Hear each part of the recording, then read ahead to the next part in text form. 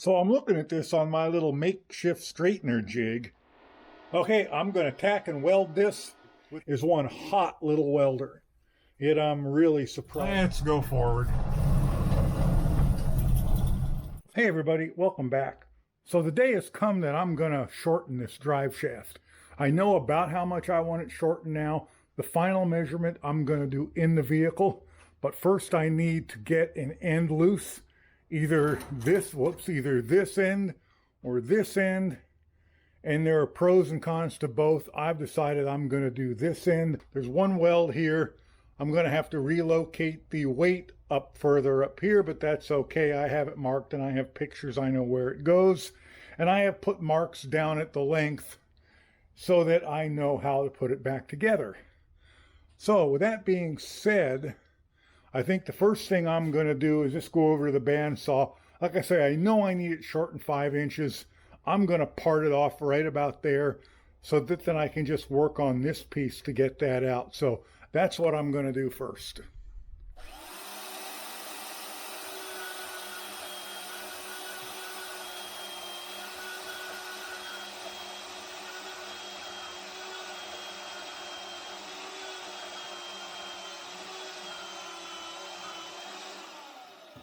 Okay, with this end being cut off, maybe you can see down in there. Let me switch the light on. Maybe you can see down in there where my piece goes. So it only sticks in about maybe 3/4 of an inch or so. So what I want to do now is I want to get this balance weight off. There's one tack weld loose. Let's get the other tack weld over here loose. Not the optimal way to do it, I know. Sometimes the optimal way takes so long, you spend 20 minutes setting something up, you tap it once with a hammer and you go, oh, wow, I didn't need to do all that. So there's my weight. Now what I need to do, I need to get this weld off. And I think what I'm going to do is just go to the cutoff wheel and I'm just going to slice right down the center of that weld, because I think that's where I'm going to be. I'd like not to cut into my plug underneath. But if I do, I got a welder, I can fix it. So let's do that next. My bandsaw cut through that pipe so easy. I'm wondering if it'll cut through that weld just as easily and save me the initial hassle of trying to deal with the cutoff wheel. I'm going to try it. What do I got to lose? All it can do is not work. I guess I could wreck a bandsaw blade, but I'm willing.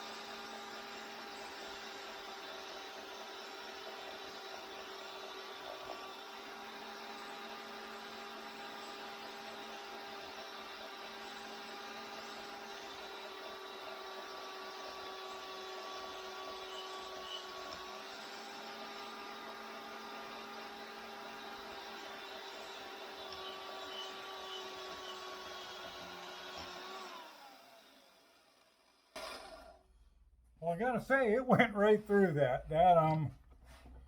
It didn't have any problems at all. So let's see if I knock that loose at all.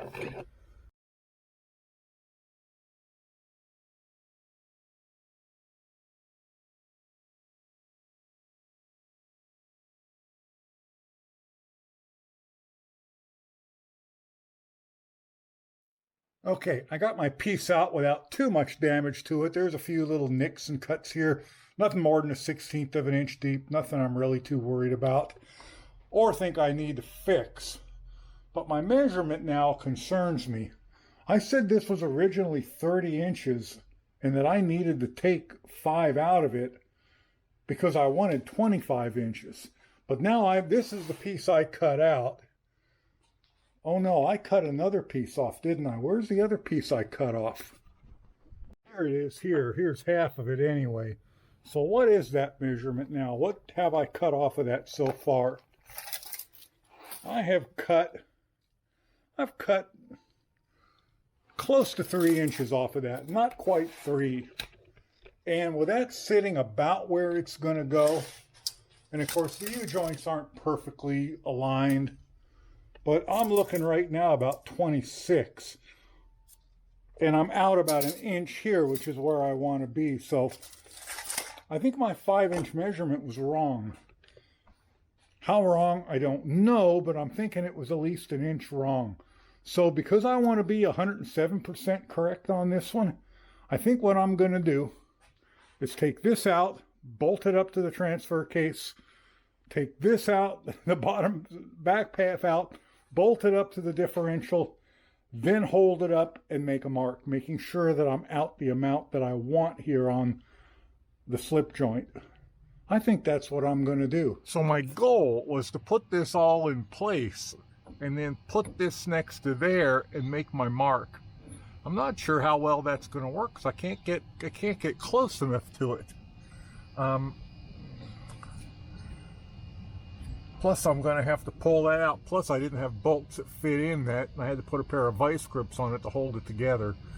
And it is on there pretty good, so it is a good measurement spot. Okay, I cut another 1.25 inches off of that in hopes, and I tried to make it a little too long in hopes that I could get up here to make my mark on it correctly. Remember, I want 1 inch out of there, and I'm pretty much guessing on it based, oh yeah, that's going to be fine. I think that's going to be fine. Right there is where it's going, and of course I still, because of the vice grips, I still don't know whether you can see it or not, but because of the vice grips I still can't get that perfectly lined up. But honestly, that small an amount I'm not too concerned with. So my cut wants to be, and that came out almost exactly how I wanted it. I wanted to leave an extra 1/4 inch, and that's what I got. I hope you can see that. But that's what this drive shaft is going to look like, I believe. Let's get it out of there. Let's make my last cut. I'm going to pound it together, and then I'm going to bring it out and see if it fits. Okay, so here it is. I've got it held in place with a single cap back there, and that should be pointing as close to directly at the transfer case as it can. And I don't know that it's 100% perfect, but it's damn close. And then I want my inch of distance there to there, which I'm pretty damn close, I gotta be honest. And I am in up here. So I'm gonna set the camera down on the tripod if I can, or if not, just here like that, because I can't let go of that or it'll fall. And I want to get the tape out. And I want to measure to make sure I have my inch here. Perfect. That is absolutely exactly what I wanted. Now all I got to do is make sure I have it clocked right. And I already know it is since I've checked, but I'm going to double check. I want to make sure I'm square. Then I'm going to tack it in 4 places.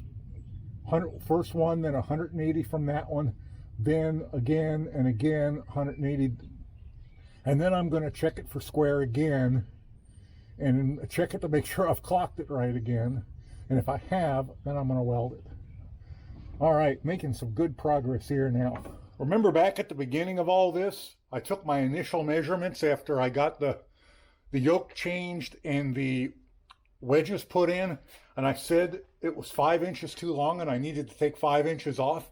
And then after I got into it a bit, I said to myself, no, that's way wrong. That's way too much. Well, here's all what I've cut off in order to make it just right. And it is exactly frickin' 5 inches. So it's always wise to measure and test and measure and test and take smaller cuts. But sometimes your initial one is right. You know, sometimes you got to go with your gut. I mean, it's right, but I made myself go through a lot of extra work. But you know what? It's far easier to cut another 1/4 inch or 1/2 inch off than it is to put another 1/4 or 1/2 inch back on. So I'm looking at this on my little makeshift straightener jig, and I'm just wondering where I'm going to put a dial caliper on this thing to make sure that's round. Now, that pounded down in there, it took quite a bit of whacking to get that down in there, and it is about, I'd say it's over 1/2 inch long.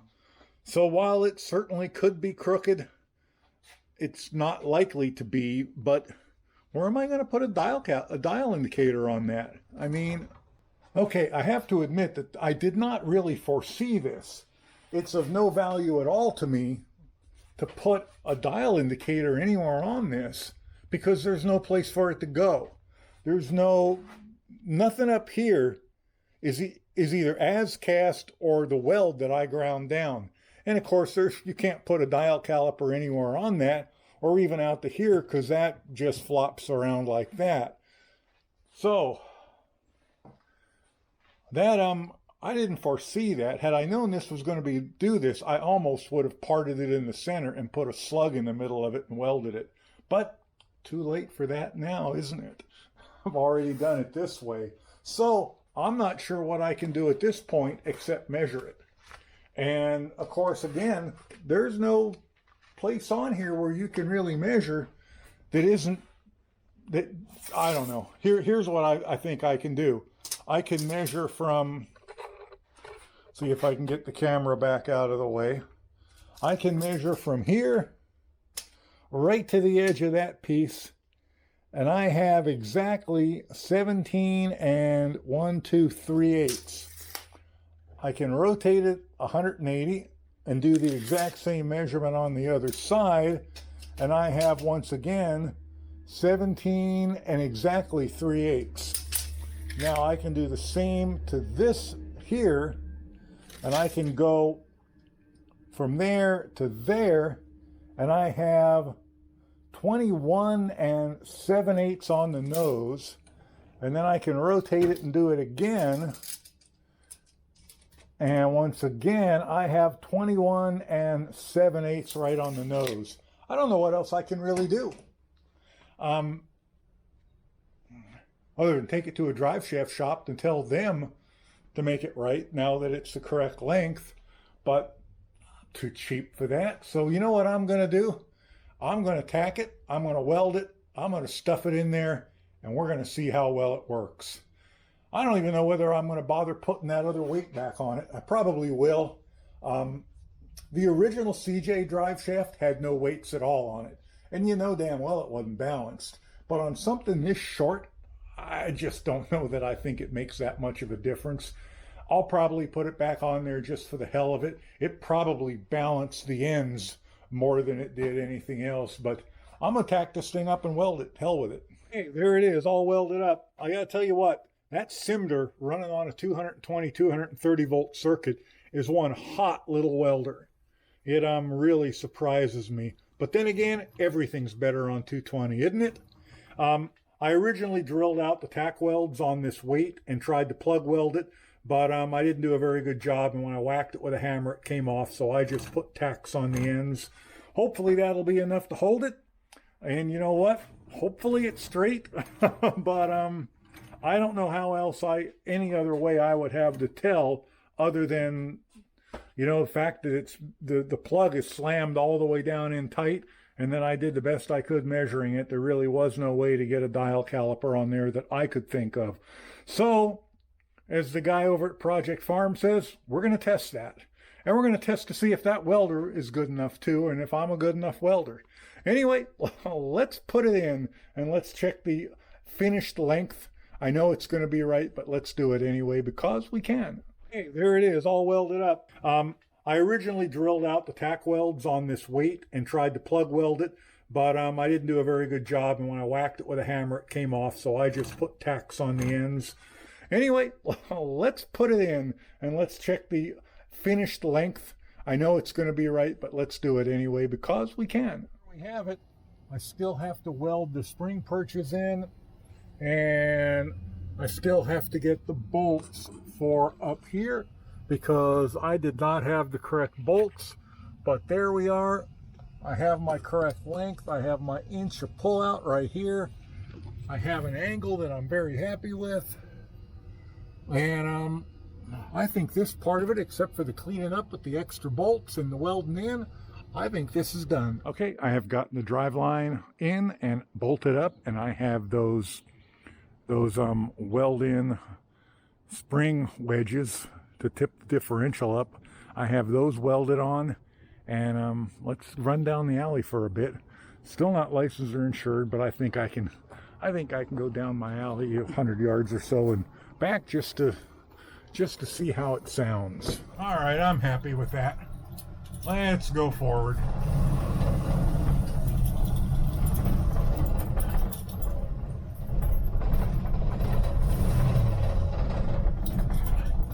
Okay, that's another big step in getting this project done. I am so happy this part is done. In the next CJ video, I am going to be getting the engine running right and doing some final work on getting the brakes adjusted and bled and things like that.